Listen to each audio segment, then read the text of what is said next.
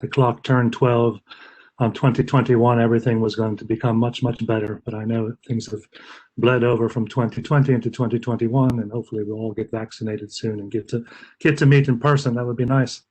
We're going to go through the paper quickly today.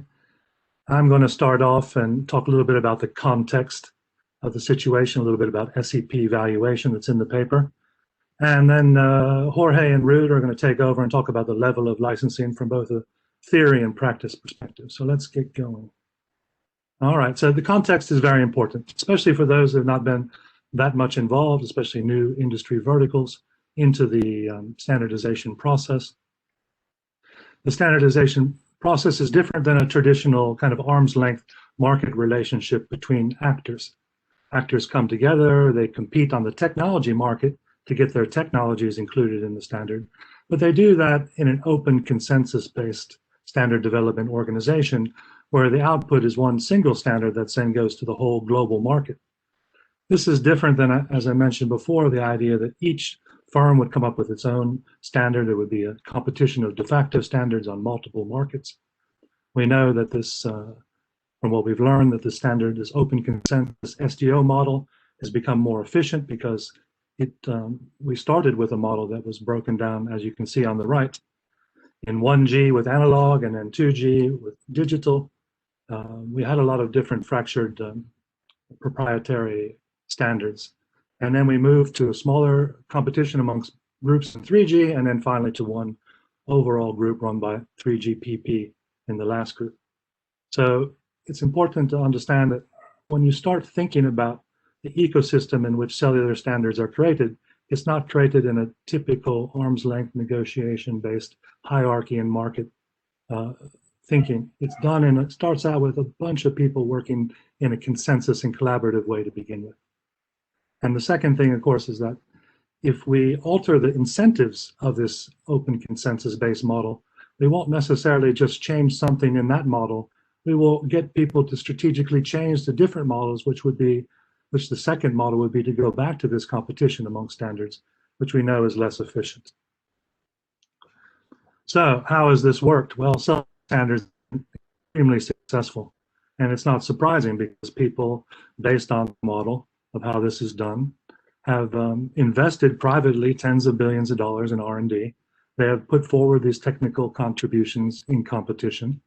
Millions of person-hours have been spent collaboratively among hundreds of organizations to work together to create the standard.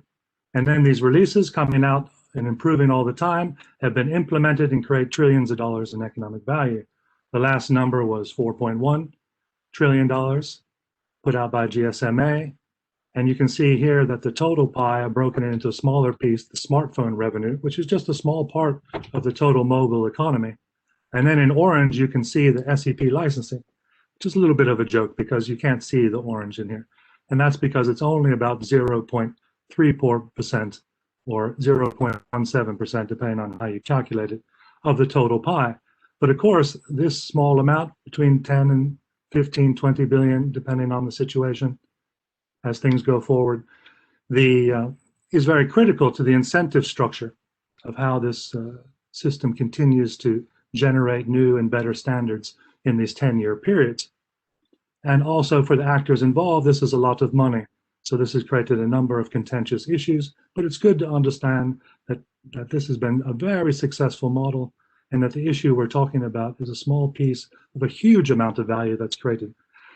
Just for a second, just think a little bit about in your own businesses when you try to get 5 or 10 people to work together towards a common goal. Imagine hundreds of people, millions of person hours working together.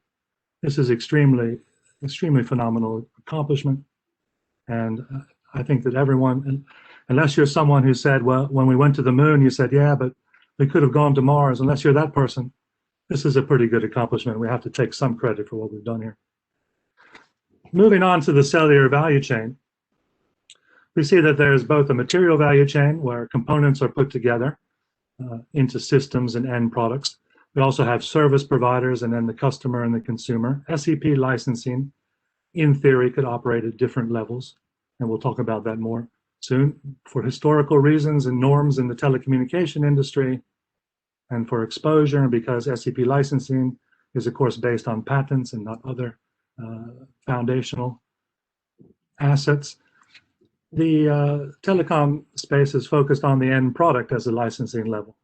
But if we look, and this isn't in our paper now, but it's in another paper I just produced on the value of cellular connectivity. If we break this down, we can see that the value that comes after the end product in the telecommunication value chain, what's green here in this pie is the subscription that you pay for the cellular access. The red here is the applications and the services. The small orange one here is the IoT that's growing. So the infrastructure, which is 5%, and the mobile phone, which is 11%, is smaller than what you pay after you buy your phone to get access, and then also the value you get from apps in that ecosystem. So you have a number of markets that are operating in parallel but interrelated to each other. And maybe the most important thing to learn from this picture on the right is that a large amount of consumer surplus is generated by this. So the value chain generating most of its value downstream of the end product. So most of the time there's an argument that the licensing level is too far upstream. Maybe it's not, or it's too far downstream. Maybe it's not far enough downstream is what this shows. And last, a little bit about SEP evaluation. Check the time. Yep. Is that when people do R&D, there's an appropriation challenge in general. That's why the patent system, that's why we have the patent system, to try to stop the market failure on the technology market. But for general purpose technologies like cellular standards, it's even more difficult because there's a huge amount of value that's enabled by this. If we look back at these very quickly at these different theoretical aspects of the appropriation challenges of general purpose technologies. This was done 30, 40 years ago, this theory by David Teese and others. You can see it's very similar thinking to today. Owners of enabling technology often lack the complementary assets to control downstream spillovers. In other words, they generate a lot of value, but a lot of the value is captured by others because they're unable to be vertically integrated. Or maybe we don't want to be vertically integrated. We want to specialize. We want to be able to be a division of innovative labor. The value of enabling technologies may be unknown when they're first introduced to the market, especially in different use cases. You can see that's exactly now the issue about how to set royalties and the timing of this in relation to downstream markets that are forming, especially in IoT. Enabling technologies are intermediate inputs in the value chain, while the value they create is best determined further downstream in the consumer final product services market. That's exactly what I talked about in the last slide.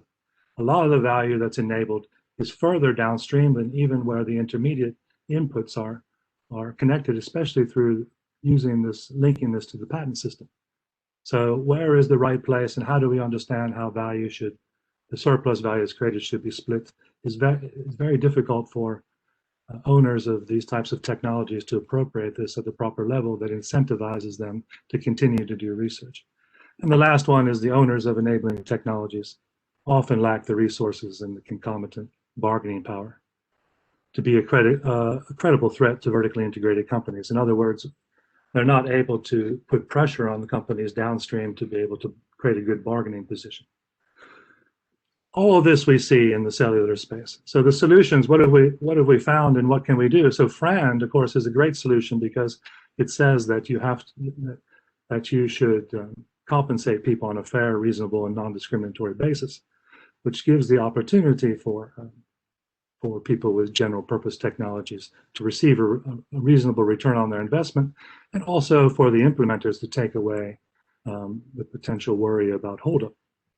But what's new now, of course, to discuss in our paper with SEP evaluation is that the end user or the consumer level value determination is most important. In an ecosystem such as this, the value is best understood by the end user and the consumer, not by the intermediate goods.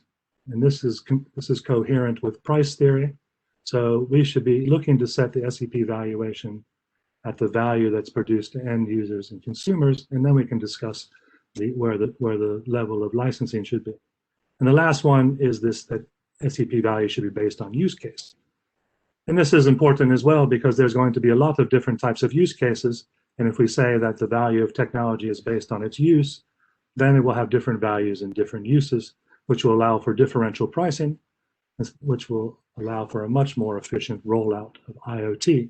You can even see this already in Avanci with their pricing, where it's a smaller amount just for e-call solutions and more for more higher level solutions. And we'll see this across all kinds of verticals. So differential pricing, end user and consumer level value determination is extremely important to set the balance in a good way. But let's not forget that Fran has done and will continue to do a great job of regulating this. All right, with that, I'd like to hand it over to Jorge. Thank you very much. So my role here is to discuss the level of licensing, not from the perspective of a practitioner, but more from a conceptual perspective. Discussing the level of licensing in the context of SEP patents requires understanding that licensing of SEP patents occurs in value chains, in vertical value chains that tend to be multi-layered. So we have a licensor, that would be the upstream level. We may have input suppliers in a first tier, input suppliers in a second tier, input suppliers in a third tier. We may have then end manufacturers and product manufacturers, and finally consumers. These multi-vertical layer industries can be very complicated indeed. Let me simplify. Let me think of a vertical value chain that comprises an upstream licensor, a midstream input supplier, a downstream manufacturer, and then consumers. The key question then is, where should we license? Should we license at the midstream level, at the input supplier level? Should we license at the downstream level? Should we license to end consumers? Should we license at multiple levels? And when determining the answer to this question, we have to keep in mind that ultimately what we want to make sure is that licensing occurs under fair, reasonable, and non-discriminatory conditions. Which means, as Bo was mentioning before, that we need to ensure that the distribution of rents that results from that licensing practice is such that the technology is diffused optimally, and that there are incentives to invest both at the upstream level, the midstream level, and the downstream level. That rents are sufficient both for implementers and for the innovators.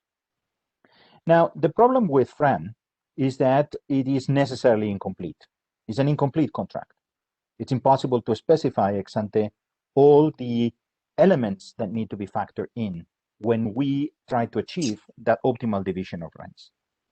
And that means that, of course, different parties have incentives to try to move the dial in one direction or the other. Everybody wants more, and everybody wants more, even if that means that others get less.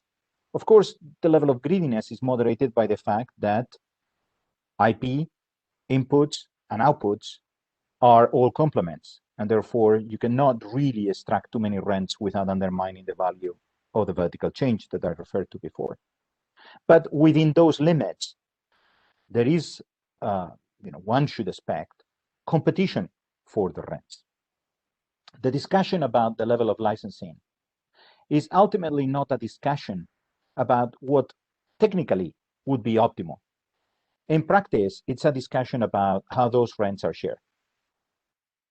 It's a discussion like the discussion about how to value SEPs, a discussion about which rents should be allocated to the licensors and which rents should be allocated to the implementers.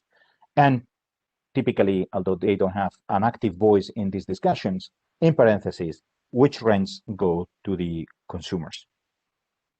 So typically, what occurs is, and this is our experience, that the discussion about the level of licensing is about a discussion about price. It's a negotiation, it's an element of the negotiation about price. Those that argue a given level of licensing seem to suggest that the value or the portion that should be given of that value that should be given to licensors is X, and those that argue that it should be at a different level seem to suggest that the value should be higher or lower. And I'm trying to avoid naming names. Next slide, Bo. That's why we think that if we want to have a meaningful conversation about the level of licensing, if we want to break the Gordian knot, that we are currently facing, we need to decouple value from the level of licensing. Value, or the value of an SEP, has to be given by, as Bo mentioned also before, the incremental value that that technology generates all along the value chain, and therefore ultimately materialized in the value that end users are willing to pay for the products that embed the relevant technology. Once you have set value in that way, you don't need to worry about how the level of licensing will impact hold-up or hold-out considerations, because the level of licensing is not going to affect the total amount that needs to be paid for the IP. The level of licensing stops being an element, a gaming element, a way to game the system to try to increase the amount of money that needs to be paid or reduce the amount of money that needs to be paid. If we trust that the Huawei CTE framework is a way of resolving hold-up and hold-up considerations, then the Huawei CTE framework achieves that decoupling between value and the level of licensing. Principle one, therefore, is let's decouple the value discussion, let's decouple the royalty discussion, the price discussion from the discussion of the level of licensing. Once we have done that, we can move to principle two. And principle two tells us something that is almost common sense.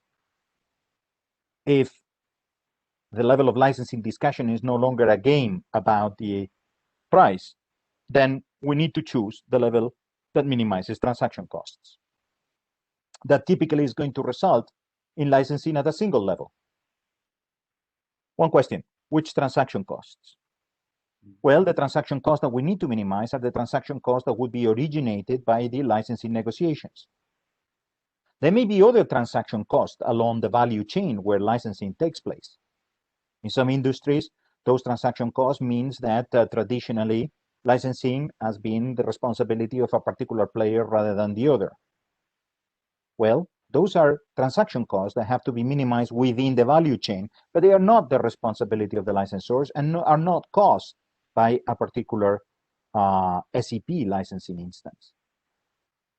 Third principle, the fact that licensing occurs at one level to minimize transaction costs may raise concerns that then access to that IP may be denied to other levels of the value chain, and that may distort competition. Well, it is important that if licensing happens at one layer of the value chain, then other players at other layers of the value chain are reassured that access to the IP is not going to be impaired, and therefore they can continue to compete effectively in the marketplace. How that is done, I defer to Ruud, because it's much more a practical issue than a theoretical issue. Next slide. A few clarifications. Some people seem to believe that the optimal level of licensing determines the royalty base. That's incorrect. You can have a royalty base which is component level and license downstream. You can have a royalty base that is end user level or end product manufacturing level and license at the component level. That association is defended by those that want to use the discussion about the level of licensing to steer the price in one or another direction, but it's incorrect. Second clarification. I made this point before, but I want to emphasize it once again. Once value is established, we don't need to worry about hold up or hold out. Hold up, the likelihood and cost of hold up and hold out are irrelevant or independent of the level of licensing once value is established. In that scenario, therefore, all that we care about is the minimization of transaction costs, and it is our belief that in that situation, the interests of the licensor are aligned with those of society, because the licensor would also want to minimize transaction costs. So the choice of the level of licensing can be delegated in general to the licensor. Now, in some industries, there may be established licensing practices aimed at minimizing transaction costs in the vertical chain, not transaction costs generated by the particular licensing of SEPs. Those may want to be taken into account within the vertical chain by collaborating between input suppliers and end product manufacturers and rearranging things in a way that conforms to their industry practice, but always in a way that doesn't affect the virtues and merits of the FRAND principle. That is, not in a way that undermines the returns to investment of the IP holders, not in a way that distorts also the incentives to invest of different companies within the vertical value chain. This is it. Thank you very much, Bo. I guess that is over to Ruth now.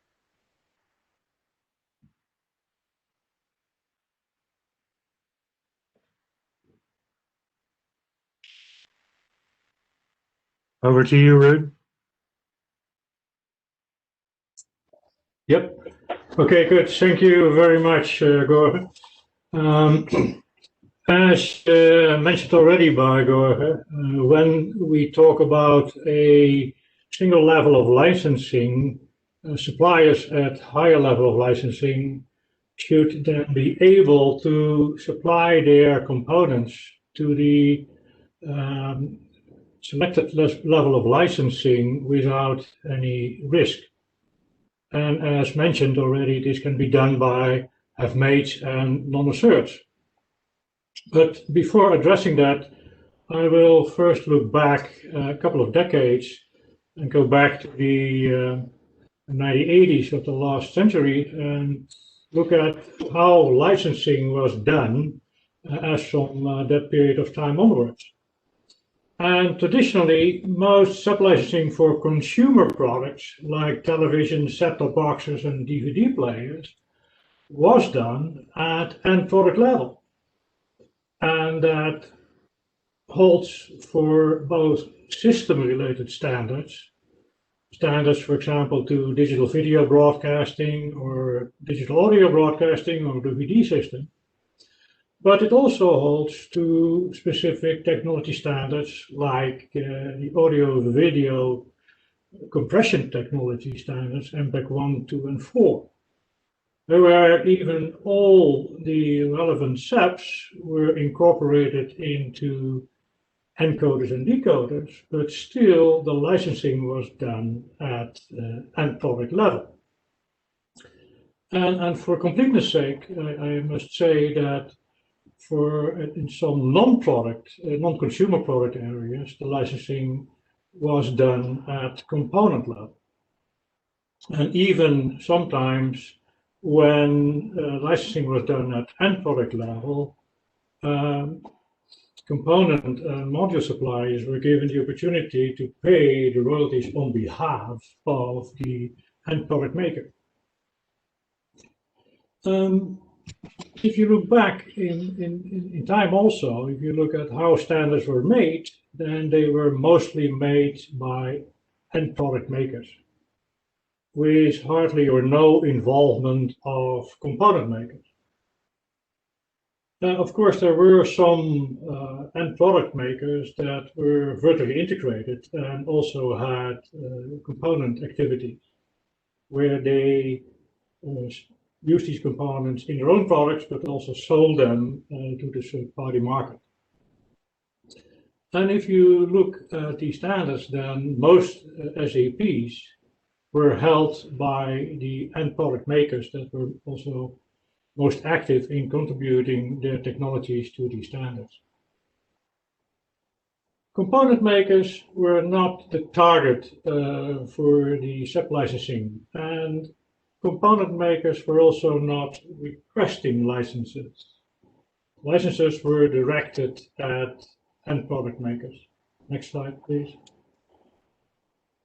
And component makers were just left alone by the sub-licensors. And there was an unregulated situation, in fact, where component makers could sell their products to both licensed and unlicensed end product makers.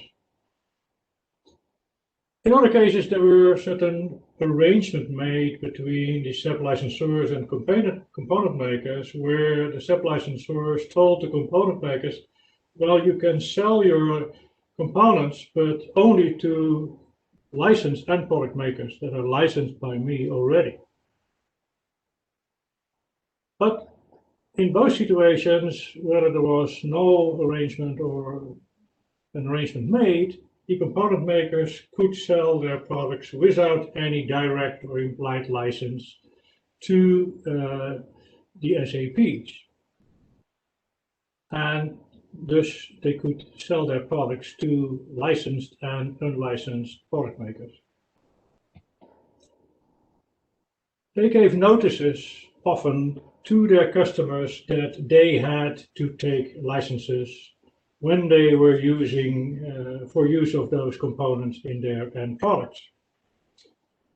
But of course, that didn't give any full legal certainty to component makers. But it should be realized that even if they had not that guarantee, even if they would have been approached by SEP licensors, the SEP licensors were bound by their friend undertakings and would not be able to block the component suppliers. And during those days, also the component suppliers did not provide any patent indemnity for the SEPs because that was not needed. Next, please.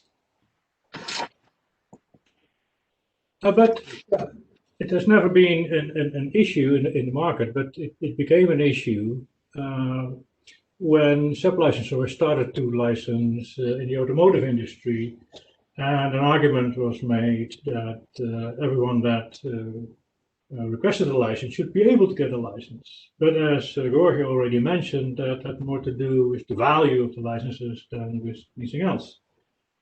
But still, the suppliers may want to have a greater legal certainty that they can make and sell their components in a legally safe way. That can be arranged in several ways. Licensors may grant licenses to make, use, and sell end products, and the license may include the right to have made components for use in the licensed end product. Because not every end product maker will make everything by himself. And that have made right may be limited to components that are fully designed by the licensee exercising the have made right. And of course, the have made manufacturer should then, in that case, only license the components to the licensee. It has been argued by some people against have made rights that they are insufficient, because if the licensee license to the licensee is terminated, then also the have made right to the component supplier would terminate it, and that would deprive him from his business. But of course, that is obvious, a logical consequence of that termination. And also, it should be realized that if the have made right is for components that are based on licensee's own design, then it's obvious that that should be terminated. Some also argue that have-made rights do not allow to have the have-made manufacturers purchase components that the have-made manufacturer would need from suppliers higher up in the value chain. Well, I consider that to be a very restricted interpretation of the have-made right, because it's also contrary to the have-made right that should enable a licensee to make the products. And if you look at, for example, have-made rights in the way they are interpreted in the US, they are interpreted more broadly as allowing the licensee to do all what is needed to make the license of products. Next slide, please. Instead of have-made rights, some have argued that you can use non-asserts or covenants not to sue. Non-asserts are in fact a kind of formalized situation of the unregulated situation where I talked in talked about before. Non-asserts for upstream component makers, which means that the SEP licensor will not litigate against the upstream component maker. There are some risk in using non-asserts because some US courts in the past have made rights to be equivalent to a license grant, and that, of course, if that would happen, it would lead to extortion of the patents, and that is what a SEP licensor doesn't want to have. Of course, when you give a non-assert, then a component maker, to a component maker, a licensor can no longer put any pressure on a unwilling licensee who is not willing to take a license by threatening its suppliers. And to circumvent that issue, they have come up with an alternative that is equivalent to sue last, where the supplier indicates that he will only come and approach a supplier if all other remedies are exhausted. So, in conclusion, have made and non-asserts may give sufficient legal certainty to upstream suppliers in situations where there is one licensing level. And given that, next please, I would like to indicate briefly a case study and show how licensors selected the level of licensing. In this case, it was a situation of a patent pool, and the patent pool was called One Blue, and that was introduced in 2011 and started to do licensing for Blu-ray products that were introduced back in 2006. And at that point in time, it licensed more than 10,000 patents from, at that point in time, 15 licensors, but that number has grown by now to 19. And it is a licensing platform for the different Blu-ray products, including players, recorders, drives, software, and pre-recorded recordable discs. And yeah, One Blue is different from the traditional patent pools that license the patents for a single standard, but One Blue is the first product pool that combines and offers licenses for the different optical CD, DVD, and Blu-ray standards that are used in Blu-ray products. Next, please. In a Blu-ray product, because of its backwards compatibility with various DVD and CD standards, manufacturers of Blu-ray products would need to take licenses on many different standards from many different licensors. And without a pool, then it would become a very complex and difficult situation that, in the view of the backers of the Blu-ray standard, would severely limit and hamper the growth of the Blu-ray product market. Next, please. And that's why the Blu-ray licensor said, okay, we need to create a pool, but then in the pool, we had to determine at which level we would target the licenses. And here is the simplified supply chain for Blu-ray products shown. And as you see, there are Tier 2, Tier 1, and end product level. And it was determined that the target would be at the end product manufacturers. And why was that? Well, you see that if you would split up the licenses over different suppliers, it would be a very complex, complicated situation because also various end product manufacturers also were module and component makers, and they had also many cross licenses among them, and for that reason it was determined that the end product level was the most appropriate level for the licensing. Next slide, please. if we go to the disk level, then it was different.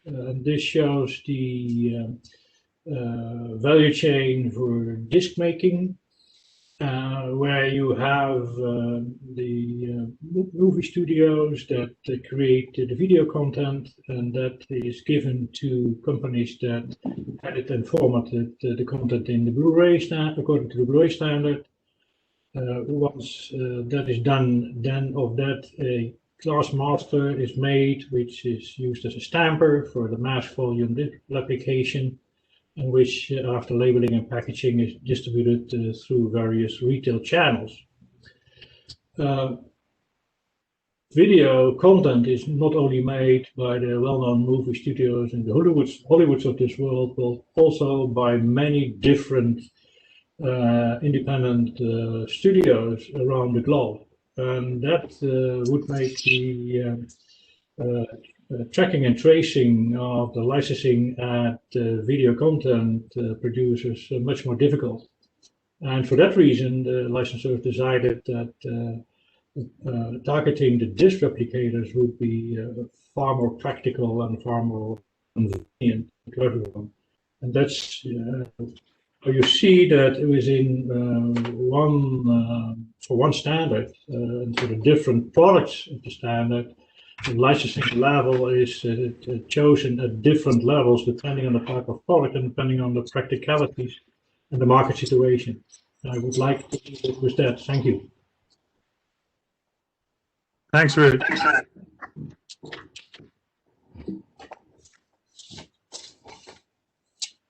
All right, Axel, back to you. Okay, thank you very much for those great explanations. We have received many questions, and I would like to start with the first one that is for you, Bo. What role do industry norms play in the development of SEP licensing for IoT? Sorry, could you say that again, Axel? What role do industry norms play in the development of SEP licensing for the IoT? Yeah, I think Ruud gave a very good example of the different norms in Blu-ray and how that affected how people decided to license within that organization. I think the norms also was touched a bit by Jorge about determining the level of licensing. If we look into new industry verticals, especially in IoT, the norms are going to be very important. And this, of course, means that people should get together and discuss how this should be done. I put forward how the telecommunication norms, how they've licensed, and that's developed over many, many years. Moving into automotive, they have different norms. So I think that the norms will determine a lot about how these actors will find the ease to integrate together, because we have this, when we have a convergence of technology, we also have a convergence of the norms at the same time. In fact, the technology is probably the easy part. It's the legal and the IP and the licensing and the business models that's more difficult. So it will be extremely important to solve this, to get people to sit and talk about how norms will be adjusted so both sides can create value, because the one thing's clear is that connectivity and growing IoT is going to create value for everybody. Okay. Another participant argues that cellular standards are not as successful as Wi-Fi or Bluetooth. What's your opinion about this? Yeah, Ruud, would you like to take that? Well, you need to know the total markets in dollar sizes or in euro sizes, and I don't have that at the top of my mind. If you look at the number of devices, yeah, I can imagine that the number of Wi-Fi chips is maybe larger than the number of cellular phones that has been sold.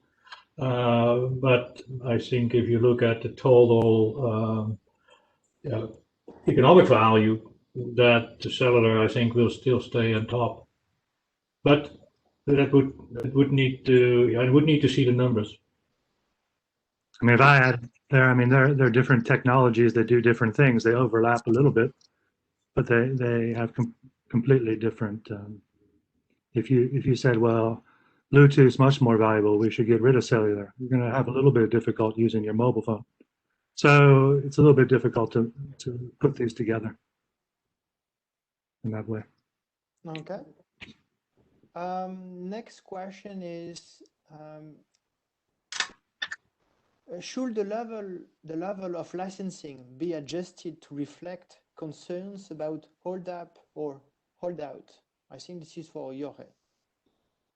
Well, as I mentioned before, the question or this question leads to consider whether the level of licensing should affect value. I think that the correct answer to that, from a policy perspective, from a common sense perspective, is deal with the problems of hold up and hold out separately, set what the value is, and then set the level of licensing to minimize transaction costs. But don't use the level of licensing as the mechanism that corrects for potential hold up or hold out problems. Okay. The next coming from the floor is, okay, a royalty independent of the level of licensing is nice in theory, but if in reality customers force suppliers to absorb this royalty, suppliers may refuse to take licenses. What is your view on that? Well, I think that if that is the case, then I think that the optimal level of licensing is going to be downstream, because that basically means that there is a friction within the vertical value chain that prevents licensing at an input supplier level, at a component level, while at the same time realizing the value that we consider correct and independent of hold up and hold out. And the reason why I think I could add to that too, that the reason why the downstream can be better is the more upstream you are. If the cost was higher for them, like you said, it would need to be passed downstream, and then everyone would need to do it at the same time. That would require more coordination of actors for that to work than it would downstream. Yeah, if at a certain level in the supply chain, they would be forced to absorb the royalty. First, the suppliers at that level, I don't think that they would accept to take licenses, and yeah, I think it would destroy the whole concept of licensing at a single level. So there is a certain coordination needed across the supply chain to make sure that the licenses can be pushed downward. Okay, very good. Another question that might be, I'm not sure who could answer this one. Some believe that it will be easier to license to chip makers than to end products, and that this will reduce transaction costs. What do you think about this? Well, it all depends, because in many situations, the total number of SEPs will not be fully used at the chip level. So in that situation, you end up in fragmented licensing at different levels, where each level needs to take the licenses under the SEPs that it is using in its product on top of the component that it gets supplied. And that, of course, is an undesirable situation, because that is leads to very complex licensing schemes. You could also say, yes, in that situation, the chip maker could take a license under all SEPs and pay the full royalty, and then he should pass on the license for the SEPs that are not used in the chip itself to his customers, and they should then pass it on to their customers, etc., until it reaches the end product level. But also, yeah, that may have some complications, and because it depends also there on who owns the SEPs and where do they see their competitors, and what is the impact of licensing at chip level on their relative patent position, strength position versus their competitors. And all these factors need to take into account. So it's not a given that licensing at the lowest level or the highest level in the chip level, for example, is in all circumstances the scheme that leads to the lowest transaction cost. Right, and if I may add, I think that also we may find that the number of players at the component level may be much greater than the number of players at the end product level. It may be the opposite, but I think that basically suggests that you need to do or to take a case-by-case approach. And then adding to the points that Ruth was mentioning, sometimes the chipset manufacturer will sell chipsets that are embedded in different end products, which generate different values to the end consumers. And the chipset manufacturer may have no visibility into how these chipsets are used, and therefore it wouldn't know exactly, therefore that would limit the degree to which the patent holders will be able to set different royalties for different uses, reflecting the different incremental value that their technologies generate for each of these different uses. Absolutely. Okay, I just received another question. I think that's for Jorge. How is the friend value of a SEP settled before the counterparty is determined? If the value is determined after the product is in the market, does the situation of the implementer also matters for friend determination? For example, recent entrant versus incumbent. Well, it's a complex question, and I'm not sure that I got all the richness. So I'll try to do my best, but I'm afraid that I may disappoint the person that asked the question. So I think that there is an element in the FRAND commitment, which is the ND element, the non-discrimination element, and the extent to which you can have different royalties or terms and conditions applied to different players in the industry needs to be subject to the ND requirement and the ND constraints. In principle, FRAND doesn't imply that you have to charge exactly the same to everyone that uses the technology for the same particular use. But as I said, the scope of discrimination, if you want, is limited by that commitment in the way that you cannot really, for example, generate competitive advantages or disadvantages, for example, between incumbents and entrants, either favoring the entrant or favoring the incumbent. And I think this becomes a bit more sophisticated when there are so many different end use cases, and maybe even multiple end use cases within an industry vertical. But I think that the overall principle is that FRAND relates to the value that the technology generates, and that is and to some extent is subjective because it depends on what is the use that the technology is put to. But it's objective in the sense that it doesn't depend on who is the licensee fundamentally. And use-based value is not new. Everyone's experienced it when they try to get an Uber when it's raining. Okay, now that you have the floor, another question I think is for you. How does the diversity of IoT applications impact the determination of SEP value and SEP licensing? Yeah, I think this goes back to the issue around these different use cases again. So because there's such a diversity, it makes it difficult to set prices definitely ex ante, but even soon ex post when standards are created, as Jorge just said, because the value of different use cases needs to be revealed if we're going to have differentiated pricing, which is both good for the efficiency of the whole market.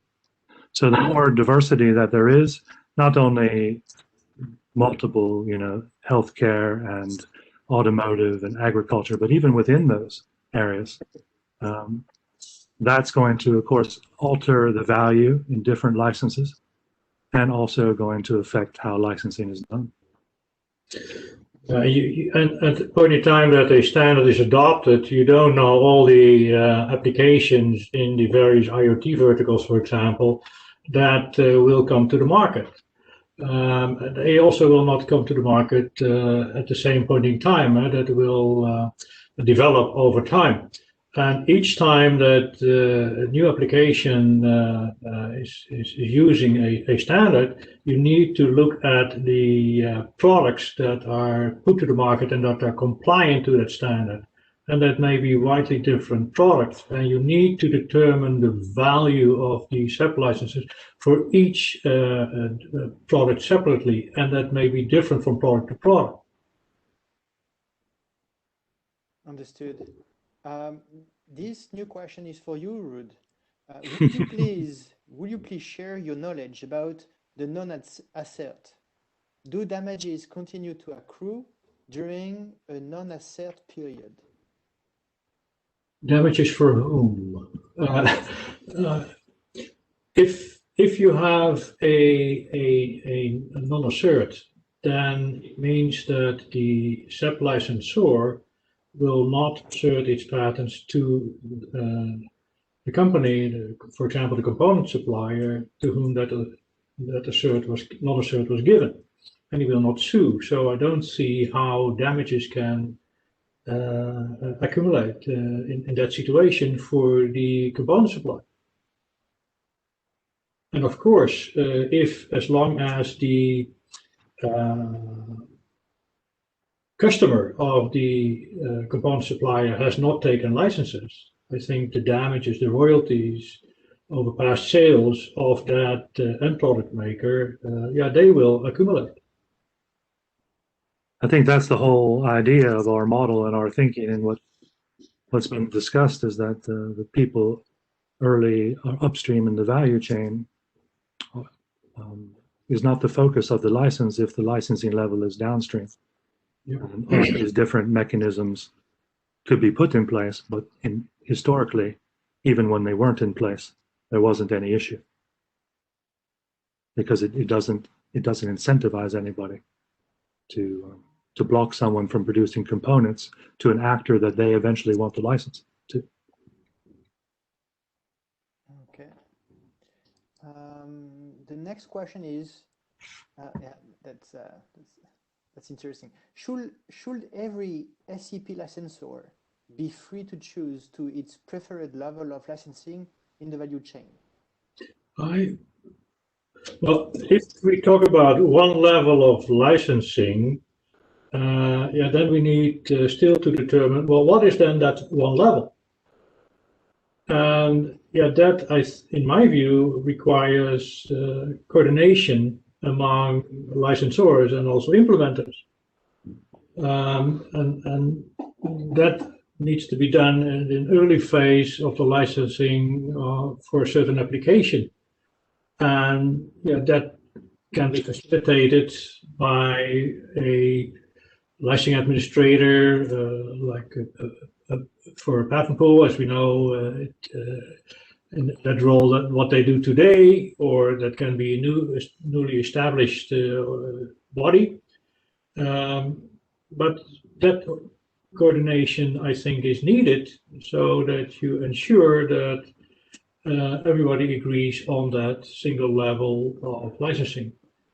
And of course, that is a voluntary arrangement among licensors, and it cannot be mandated. But if that becomes the practice, then I think the market forces will force people and licensors that don't attach to that more and more towards that single level of licensing.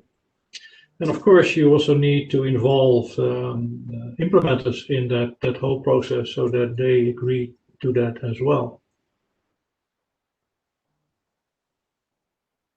I think it might. Was the question about can you license at multiple levels or choose whichever one you want with different actors? I think it would be difficult unless some actors have a very exclusive value chain. Otherwise, it's kind of one of these things that's very clearly going to be more efficient for everyone at one level. But you could do it at multiple levels if some actors are only interrelating to a very exclusive value chain. Otherwise, it's going to get very messy very quickly. I believe that it is most likely that either formally through formal coordination or spontaneously, you have an equilibrium in which everybody licenses at the same level if you decide on a single level of licensing. And I think that that's what has happened by and large, as far as I can recall in reality. And it's simple to understand why. Is that once somebody has license at one level, another IP holder will find tremendous resistance to license at a different level, because that is likely to generate then competitive distortions. Whereas ideally you would want everybody at the same level, every implementer at the same level to be affected by royalties exactly in the same way, so that those royalties become a point shock rather than an idiosyncratic shock that is difficult to pass on. For both, I think, Jorge, for both the licensees and the licensors. It's mutually beneficial. Yeah, exactly. Yeah. Very good point. I think we are very close to the end of this webinar.